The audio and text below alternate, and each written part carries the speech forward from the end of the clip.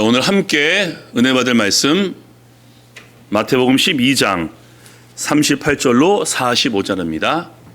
마태복음 12장 38절로 45절 말씀을 저와 한 절씩 교독하시겠습니다. 그때 서기관과 바리새인 중 몇 사람이 말하되 선생님이요 우리에게 표적 보여주시기를 원하나이다. 예수께서 대답하여 이르시되 악하고 음란한 세대가 표적을 구하나 선지자 요나의 표적밖에는 보여주는 기력이 없느니라. 요나가 밤낮 사흘 동안 큰 물고기 뱃속에 있었던 것 같이 인자도 밤낮 사흘 동안 땅속에 있으리라. 심판 때에 이누의 사람들이 일어나 이 세대 사람을 정죄하리니 이는 그들이 요나의 전도를 듣고 회개하게 하였으니와 요나보다 더 큰 인간력이 있으며 심판 때 남방 여왕이 일어나 이 세대 사람을 정죄하리니 이는 그가 솔로몬의 지혜로운 말을 들으려고 땅 끝에서 왔음이거니와 솔로몬보다 더 큰 이가 여기 있느니라.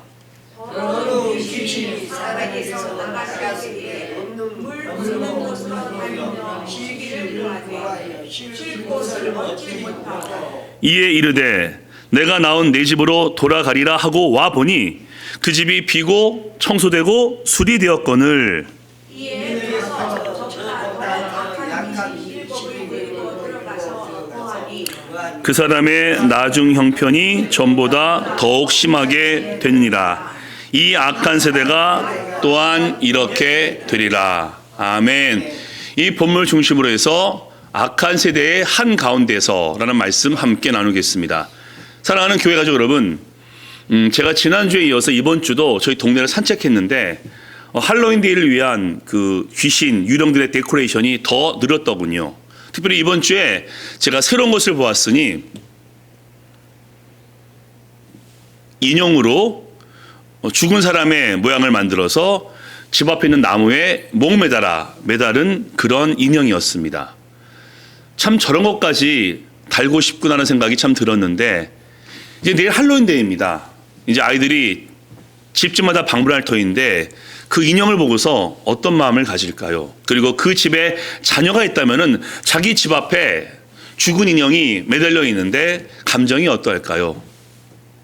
아무렇지 않을 수도 있습니다. 재미니까, 놀이니까, 그리고 너무 많이 보아서 눈에 익숙하여서 아무렇지 않을 수도 있습니다. 자, 지난주 우리 마가복음 3장 말씀을 통해서 영적 싸움에서 한가운데라는 말씀을 나누었습니다. 오늘 그 말씀이 이어지게 됩니다. 근데 이 말씀이 마가복음에는 있지 않고요, 마태복음하고 누가복음에만 기록되어져 있는데 우리는 그 중에서 마태복음의 본문을 이었습니다. 자, 지난주 말씀 기억나시죠? 예수님께서 귀신 들려 보지 못하고 말 못한 자를 고치십니다. 표적이죠. 하지만 바리새인들이, 서기관들이 예수를 미쳤다라고 공격합니다. 그런데 웬일인지 태도가 돌변해서 오늘 정중하게 표적을 보여주소서라고 부탁을 합니다. 자, 여기에 대해서 예수님께서 악하고 음란한 세대여 라고 경고하시면서 하시는 말씀이 오늘 본문의 내용입니다. 자, 그러면 이 말씀을 우리에게로 연결시켜 보면요, 그때가 악하고 음란한 세대인데 어쩌면 지금이 더 악하고 더 음란한 세대일지 모릅니다. 그럼 우리 모두는 악하고 음란한 세대 가운데 살고 있는데 우리가 어떻게 살아야 할지 우리 세 가지로 한번 나눠보겠습니다. 자, 첫 번째입니다. 악한 세대는 표적을 구합니다. 자, 지난주 말씀을 기억하시면요, 귀신 들려 눈이 보이지 않고 말 못한 자를 예수님께서 고치셨죠. 이걸 뭐라고 합니까? 기적, 미라클 혹은 표적입니다. 사인. 자, 그러면요, 표적을 보았으면은 야, 놀랍다, 저분이 하나님이시구나 라고 반응해야 되는데 무리들은 그가 미쳤다라고 정죄했고 서기관과 바리새인은 그가 귀신 들렸다라고 모함하고 억지를 부립니다. 근데 오늘 보면요, 태도가 돌변해서 선생님이요 표적을 보여 주옵소서 라고 부탁을 합니다. 방금 전 그가 귀신 들렸다라면서 라고 하대하더니 오늘은 선생님이여 라면서 존대합니다. 그리고 귀신 들렸다라고 하더니 표적을 보여달라고 부탁하자 예수님께서 이렇게 반응하십니다. 자, 그 다음 말씀이죠. 예수께서 대답하여 이르시되 악하고 음란한 세대가 표적을 구하나 선지자 요나의 표적밖에는 별 표적이 없느니라. 요나가 밤낮 사흘 동안 큰 물고기 뱃속에 있었던 것 같이 인자도 밤낮 사흘 동안 땅속에 있으리라 라고 반응하십니다. 저기 다시 한번 바리새인과 서기관 그리고 그 세대를 악하고 음란한 세대라고 예수님께서 경고하십니다. 그리고 악하고 음란한 세대의 특징을 말씀하시니 표적을 구하는 겁니다. 여러분 성경 보시면요, 기적이 있습니다. 미라클. 또 표적이 있습니다. 사인. 조금 다릅니다. 기적은 그 자체의 의미가 있지만은 표적은 그 기적을 통해서 그분이 하나님이심을 증거하는 것이 표적입니다. 그래서 예수님께서는 이미 로마 백부장의 하인을 낫게 하시고 중풍병자를 낫게 하시는 표적을 보이심을 통해서 예수님이 하나님이심을 증거하셨습니다. 그리고 나인성에서 과부의 아들을 소생시키심을 통해서 하나님이 생명의 주관자이신데 바로 예수님께서 하나님이심을 증거하십니다. 무엇보다 하나님이 할 수 있는 일, 하나님만이 할 수 있는 죄인을 구원하심을 통해서 예수님이 하나님이신 것을 표적으로 보이셨습니다. 그런데 보일 표적이 없다라고 말씀하시니 어떤 의미겠습니까? 여러분 12제자 다음으로 예수님의 기적, 표적을 가장 많이 본 자가 성경 보시면요, 서기관과 바리새인들입니다. 그리고 방금 전에도 귀신 들려 말을 못하고 눈먼 자를 고치시는 예수님의 기적을 보았지만 예수님을 귀신 들렸다라면서 모함을 합니다. 그냥 이런 거죠. 너희 충분히 표적을 보았어. 또 보여준들 의미가 있겠니? 라고 말씀하시는 겁니다. 그러면서 요나의 표적밖에는 볼 것이 없다라고 말씀하시니 여러분 아시죠? 이스라엘 백성이 존경하는 인물 중에 요나도 있습니다. 왜? 니느웨의 모든 백성을 회개시켰기 때문에 이스라엘 백성들이 요나를 존경하는데 그 요나가 물고기 뱃속에 3일 있었던 것 같이 너도 3일 동안 장사될 것이고 요나가 3일 후에 물고기 뱃속을 나왔듯이 나도 3일 후에 부활할 것을 예수님이 또 한 번 말씀해 주십니다. 그리고 이렇게 말씀하시죠. 요나보다 더 큰 이가 여기에 있다. 이게 어떤 의미입니까? 요나가 억지로 회개를 선포함을 통해서 니느웨에 12만 명이 회개하였지만 예수님은 하나님으로서 이 땅에 오심을 통해서 온 인류, 과거와 현재와 미래까지의 모든 사람의 죄를 위해서 죽임을 당하셨고 믿는 자에게 구원을 주시는 하나님이신 것을 증거하면서 요나보다 더 큰 자라고 그렇게 말씀하십니다. 그리고 요나가 물고기 뱃속에 갇혀 있었지만 죽은 것은 아닙니다. 하지만 예수님은 의학적으로 물과 피를 모두 흘리고 완전히 죽으신 다음에 3일 만에 부활하심을 통해서 바로 그분이 하나님이신 것을 다시 한번 증거하니 바로 이것이 진짜 표적이며 가장 큰 표적인 것을 서기관과 바리새인과 음란하고 악한 세대에 선포하고 있는 것입니다. 사랑하는 교회 가족 여러분, 이 세대는 표적을 구합니다. 이미 하나님께서 충분히 많이 표적을 보이셨습니다. 하나님께서 말씀으로 무에서 유를 창조했습니다. 표적입니다. 그 창조를 통해서 우리 하나님이 창조주심을 우리는 인정해야 됩니다. 하나님께서 노아의 시대 때 죄악된 모든 인간을 물로 심판하십니다. 표적입니다. 그 심판을 통해서 하나님은 심판주의심을 그렇게 증거하십니다. 그리고 애굽에서 10가지 재앙과 홍해를 가르심을 통해서 표적을 보이시고 하나님은 전능하신 여호와이심을 그렇게 나타내십니다. 그리고 가장 큰 표적은 하나님의 아들 독생자 예수님이 성육신 이 땅에 오셨고 그분이 모든 사람을 위해서 대신 죄를 담당하셨고 부활하시는 가장 최고의 표적을 이미 보이셨습니다. 이제 한 가지 표적이 남았으니 예수님께서 이 땅에 다시 오셔서 이 땅을 심판하실 그 표적밖에 남지 않았습니다. 이미 충분히 표적을 보이셨습니다. 그런데 사람들은 지금도 얘기하죠. 하나님을 보여주소서. 이미 예수님이 이 땅에 오셨고 그렇게 많은 표적을 보이셨는데 지금 표적을 보인들 그 표적을 보고서 사람들이 과연 돌아오게 될까요?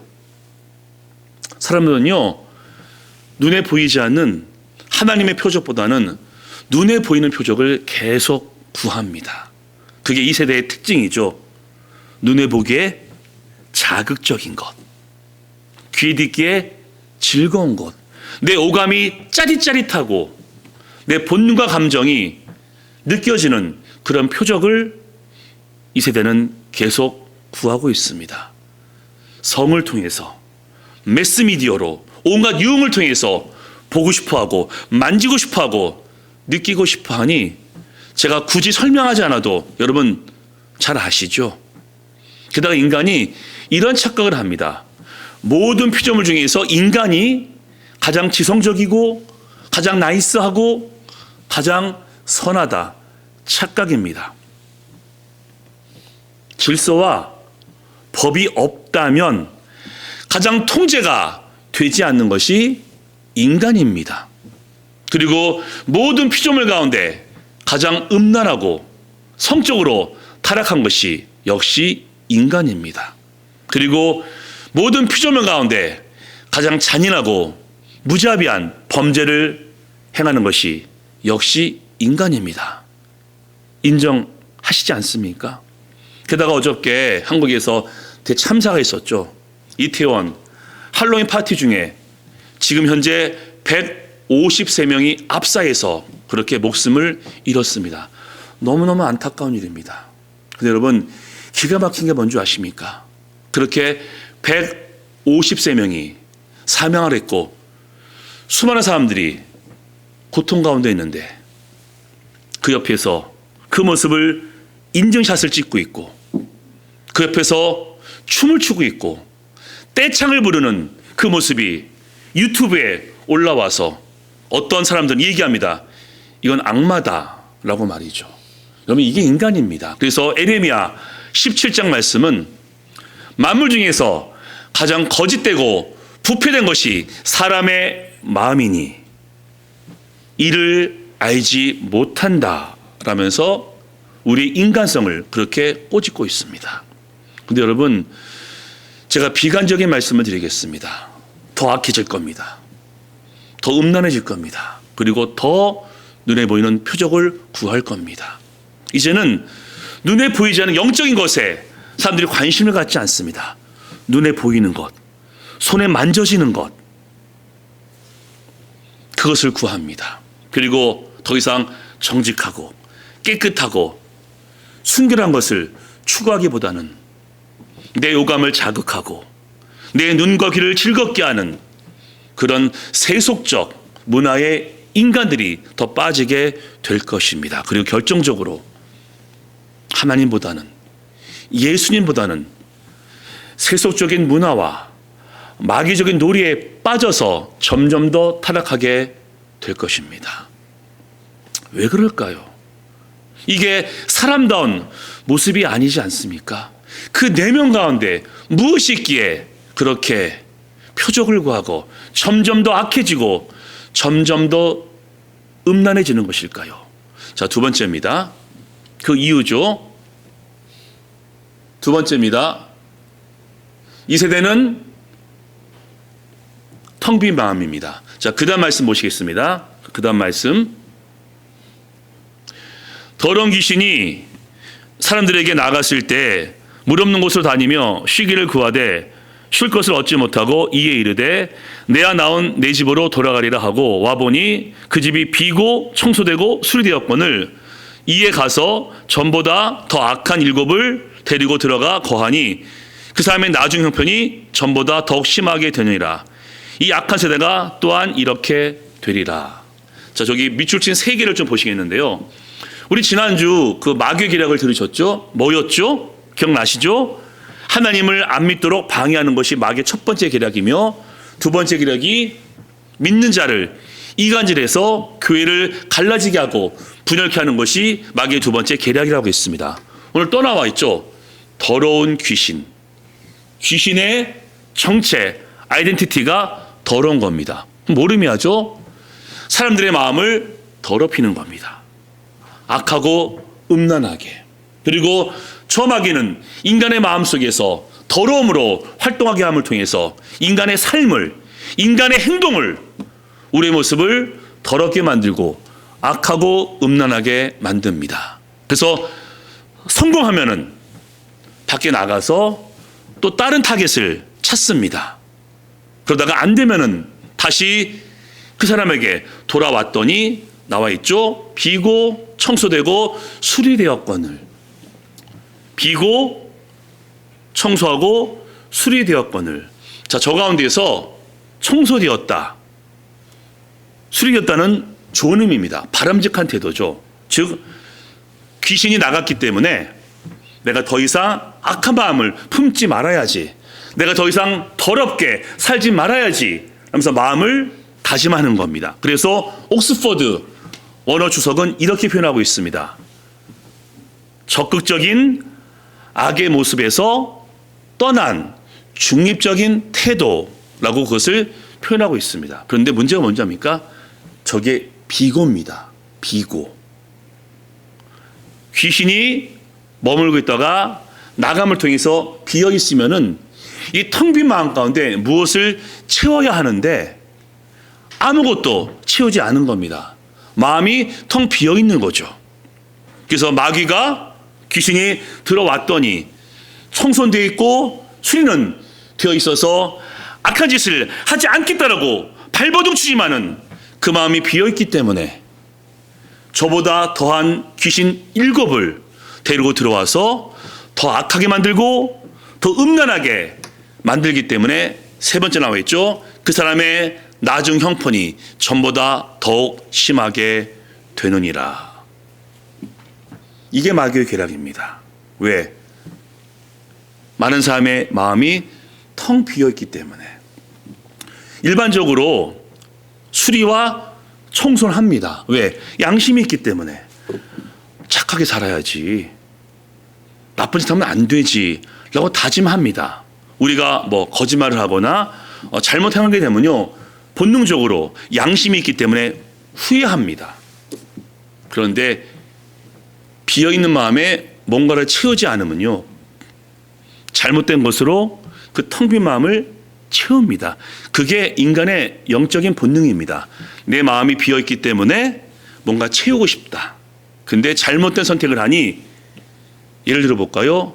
욕구와 욕망과 욕심입니다.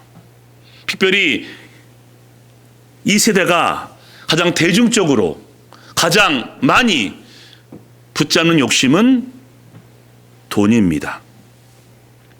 제가 명지대에 있을 때 아이들한테 너희들 왜 공부하니? 라고 물어보면요, 10중 8구는 부자가 되려고요 라고 얘기합니다. 우리 아이들에게 물어보죠. 내 소원이 뭐야? 재벌 3세가 되는 거요. 그리고 건물주가 되는 거요. 여러분, 이런 말이 있죠. 조물주 위에 건물주라는 웃지 못할 이야기도 있습니다. 그래서 학위를 받고 명예를 얻고 좋은 스펙을 가지려는 궁극적인 목적은 바로 부자가 되는 것입니다. 이렇게 부자가 되면 행복할 수 있을까요? 뭐 그럴 수 있겠죠. 하지만 기억하십시오. 이 텅 빈 마음 가운데 무엇인가가 채워지지 않으면요, 부자가 되어도 행복할 수 없습니다. 그러면요, 이 텅 빈 마음을 다른 것으로 채우기 위해서 삐뚤어진 욕망과 병든 욕구로 그 텅 빈 마음을 채우려 하니 너무나 늘고 있죠. 마약과 성적 타락과 유흥과 도박, 이런 잘못된 삐뚤어진 욕망들이 그 텅 빈 마음을 채우게 됩니다. 처음에는요, 후회합니다. 내가 왜 이랬을까? 그러면 안 되는데 라고 수리하고 청소하는데, 그 마음이 비었기 때문에 더한 귀신 7이 들어와서 요동치게 합니다. 그러면 어때? 괜찮아 라고 되고 점점 무뎌지게 되면서 자신이 삐뚤어진 욕망과 병든 욕구 가운데 빠져 있지만은 돌이키지 않게 되니 나중 형편이 전보다 더욱 심하게 되었더라 라고 말씀하고 있습니다. 인간의 욕심, 욕구, 욕망. 여러분, 그래서 이런 말이 있습니다. 우리 하나님은요, 하지 못하는 것이 없으신 전능하신 하나님이시죠. 다 믿으시죠? 전능하신 우리 하나님. 하나님이 못하시는 것이 있습니다. 그게 뭔지 아십니까? 인간의 끝없는 욕심은 채우지 못하신다 라는 말이 있을 정도로 인간의 욕심은 정말 끝이 없습니다. 하나 가지면 2개 갖고 싶고, 2개 가지면 3개 갖고 싶고, 그리고 그 욕심이 지나쳐 삐뚤어진 욕망과 욕구로 연결되게 됩니다. 게다가 텅 빈 마음을 오히려 상처와 트라우마로 채우기도 합니다. 어렸을 때요, 너무 어렵게 살았으면요, 부자가 되기 위해서 물불을 가리지 않을 수도 있고요, 공부에 한이 있으면은 자녀에게 무리하게 공부를 시키려고 합니다. 그리고 자존심과 체면이 가장 중요한 나의 중심이면은 내 체면과 내 자존심을 건드리면은 용서할 수가 없습니다. 이와 같이 잘못된 욕심과 삐뚤어진 욕망과 혹은 트라우마와 상처가 내 마음속에 있으니 내가 어떤 모습으로 표출되겠습니까? 사람들은 얘기하죠. 경제 전문가, 정치 전문가가 말합니다. 세상이 왜 이럴까? 왜 아픔이 있을까? 왜 상처가 있을까? 왜 미움이 있을까? 왜 전쟁이 있을까? 왜 분열이 있을까? 라면서 겉모습에서 이유를 찾으려 하지만은 저는 단연코 여러분께 말씀드립니다. 인간의 텅 빈 마음이 그 근본적인 이유이며, 그 텅 빈 마음 가운데 욕심과 상처와 트라우마와 잘못된 욕망이 채워져 있기 때문에 그것이 표적을 구하고 눈에 보기에 귀에 듣기에 오감으로 짜릿한 그런 것을 구할 수밖에 없는 것이 이 세대의 모습이자 그게 영적 진단입니다. 그리고 그것이 계속 반복되기 때문에 악순환이 계속 이어지게 되고 저희 때보다 저희 자녀 때가 더 악해지고 음란해질 것이며 저희 후손들 때 더 악해지고 더 음란하게 될 것입니다. 왜? 이 텅 빈 마음을 그 무엇으로 채우지 않기 때문에. 그 무엇으로 그 텅 빈 마음을 채워야 되겠습니까? 자, 3번째입니다. 예수님으로 채워야 합니다. 여러분, 제가 성경에 있던 몇 개 얘기와 함께 또 팩트를 한번 얘기해 보겠습니다. 이 한 여인은요, 너무나 텅 빈 마음이 있었기 때문에 남자를 만났습니다. 그리고 5번 버림받았는데 또 6번째 남자와 살고 있습니다. 누군지 아시겠죠? 사마리아 여인. 대안이 없습니다. 남자에게 버림받았는데 그 텅 빈 마음을 또 남자로 채웁니다. 하지만 여전히 목이 마르자 아무도 없는 그런 우물가에 물동이를 가지고 와서 한숨을 쉬고 있습니다. 예수님께서 그녀를 만나 주셨고 이렇게 말씀하십니다.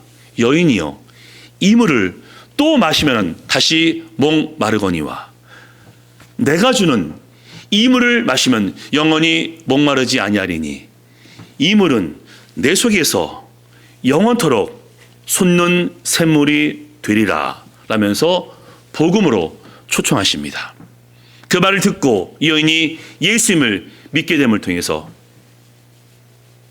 채워짐을 경험하게 됩니다. 그리고 물동이를 버려두고 마을에 들어가 사람들에게 예수님께서 구원자다라고 선포하게 됩니다. 왜? 채워졌기 때문에. 바울이요 참 무자비합니다. 성경은 말씀하죠. 살기 등등하였더라. 여러분 그렇지 않습니까? 스데반이 돌에 맞아 죽는데 마땅하다라고 여겼고요. 다메섹까지 원정 가서 그리스도인을 핍박하려고 합니다. 무자비합니다. 살기 등등하죠. 그러면서 자신을 나는 바리새인 중에서 가장 열심이라고 착각했었습니다. 바리새인 중에서 가장 열심이다는 곧 어떤 의미냐면요. 나는 가장 마음이 텅 비어있다라는 뜻과 똑같습니다. 마음이 텅 비어있기 때문에 잘못한 열심으로 사람이 죽어도 마땅히 여기고 다메섹까지 가서 교회를 핍박하려고 했습니다. 그러한 바울이 이렇게 고백하죠. 내가 그리스도를 위하여 모든 것을 해로 여김은 그리스도를 아는 지식이 가장 고상함을 인함이라. 아멘. 예수님으로 채워지자. 그 열심도 그의 모든 환경도 더 이상 보이지 아니하고 그분 때문에 만족함을 누리게 됩니다. 제가 한 분을 더 소개하겠습니다. 여러분 혹시 이 노래 들어보셨죠? 내 속에 내가 너무도 많아 당신의 쉴 곳 없네. 제가 더 가사를 불러볼게요. 내 속에 헛된 바램들로 당신의 편할 곳 없네. 내 속엔 내가 어쩔 수 없는 어둠, 당신의 쉴 자리를 뺏고 내 속엔 내가 이길 수 없는 슬픈 무성한 가시나무 숲 같네. 가시나무 새입니다. 많은 가수들이 리메이크했는데 원래 시인가 촌장 이 하덕규 씨의 노래입니다. 이 하덕규 씨는요 싱어송라이터입니다. 노래도 부르고 작곡 작사를 인기도 돈을 얻었지만은 늘 마음이 텅 비어 있었습니다. 그래서 잘못된 것을 선택하고 죄악으로 그의 마음이 채워지자 이렇게 고백합니다. 너무나 더러운 마음이 내 마음을 가득 차서 견딜 수 없이 힘들었다라고 하덕규 씨가 고백합니다. 하지만 그가 이렇게 고백하니 하나님께서 그런 마음 가운데 빛을 비춰주셨고 생명으로 인도해 주셨다라고 고백합니다. 그래서 그의 마음이 채워지게 되었고 지금은 침례교회 목사님이 되어서 사역을 감당하고 있습니다. 이제 여러분 차례입니다. 이런 마음이 지금 어떠십니까? 가득 채워져 있습니까? 그럼 무엇으로요? 혹시 텅 비어 있습니까? 무엇으로 그 마음을 채우실 겁니까? 그 텅 빈 마음이 왜 생긴 줄 아시죠? 아담과 하와가 죄를 범했습니다. 그리고 모든 사람이 죄를 범하였으되 하나님의 영광에 이르지 못하게 되었고 인간은 태어나면서부터 죄인으로 태어나게 됩니다. 원죄죠. 동시에 인간은 텅 빈 마음으로 출생하게 됩니다. 그러면 그 텅 빈 마음에 무엇으로 채워야 되겠습니까? 여러분 배가 고플 때 운동하고 일하면요 더 배고픕니다. 배고프면요 밥을 드셔야 됩니다. 목이 마를 때 빵을 먹거나 고구마를 먹으면요 더 목이 마를 겁니다. 먼저 물을 마시고 빵을 드시든지 그렇게 해야 됩니다. 시험을 잘 보고 싶은데 여행을 떠나버리면 안 됩니다. 시험을 잘 보고 싶으면요 공부를 해야 됩니다. 마찬가지입니다. 하나님께 죄를 지어서 마음이 텅 비어버렸고 영적 공허감이 있다면 예수님으로 채워야 됩니다. 그런데 너무나 많은 사람들이 예수님이 아닌 돈과 권력과 성과 잘못된 모든 것으로 이 마음을 채워버리니 악하고 음란하게 모습이 나타날 수밖에 없는 겁니다. 여러분 주위에서 많이 보시죠? 돈도 있고 명예도 있고 권력도 있고 힘도 있는데 이 속에 예수님이 채워지지 않자 몰락하게 되고 타락하게 되고 망가지는 것을 우리가 수없이 보고 있지 않습니까? 여러분, 예수님을 믿어도 우리 삶이 버겁습니다. 하나님이 능력이 없는 것이 아니라 우리가 부족한 존재이기 때문에 하나님을 붙잡고 있어도 우리가 힘든데, 예수님으로 채워지지 아니하였고 하나님을 붙잡지 않으면서 어찌 이 악한 세대에서 믿음을 지키고 정결하고 순결하게 살 수 있겠습니까?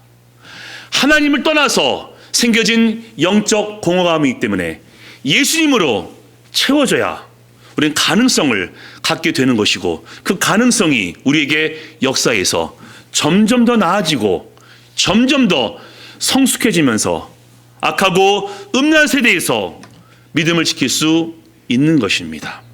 게다가 돈은 있고도 없을 수도 있고요, 건강도 있다가 잃을 수도 있고, 인생의 많은 것들은 있다가 없을 수 있는데, 있을 때는 여유가 있고 없을 때는 망가진다라면 어떻게 살 수 있겠습니까? 우리 텅빈 가운데 예수님에 채워져 있어야 인생의 어려움이 와도 버티고 견딜 수 있는 것이고, 예수님의 은혜가 내 안에 충만해야 버티고 견딤을 넘어서서 감사할 수 있고 기뻐할 수 있는 것입니다. 여러분 기억하십시오. 내가 못합니다. 이 텅 빈 마음 가운데 예수님이 채워져야 그나마 가능성을 갖게 되는 것이고, 예수님을 계속 붙잡아야 인생 가운데 어려움이 있고 괴로움이 있을지라도 능히 이길 수 있음을 믿으시기 바랍니다. 그리고 이 악한 세대가 악을 구하고 음란을 구해도 그 가운데에서도 우리 믿음을 지켜갈 수 있는 것입니다. 우리 마지막 말씀 함께 읽고 오늘 말씀을 정리하겠습니다. 자, 시작. 내가 궁핍함으로 말하는 것이 아니라 어떠한 형편이든지 나는 자족하기를 배웠노니, 나는 비천에 처할 줄도 알고 풍부에 처할 줄도 알아. 모든 일 곧 배부름과 배고픔과 풍부와 궁핍에도 처할 줄 아는 일체의 비결을 배워노라. 내게 능력 주신 자 안에서 내가 모든 것을 할 수 있느니라.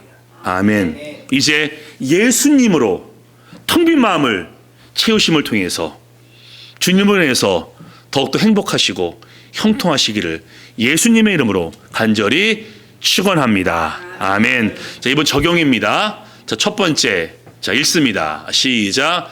나의 마음을 채우고 있는 것은 무엇인가 점검하시고, 두 번째 읽겠습니다. 시작. 나의 마음을 예수님으로 채우자. 아멘. 더 이상 다른 것이 아니라 예수님을 내가 믿고 의지하고 예수님을 내 마음속에 채우심을 통해서 악한 세대에서 승리하고 행복하시기를 예수님의 이름으로 다시 한번 축원합니다. 아멘. 우리 함께 212장 찬송하시면서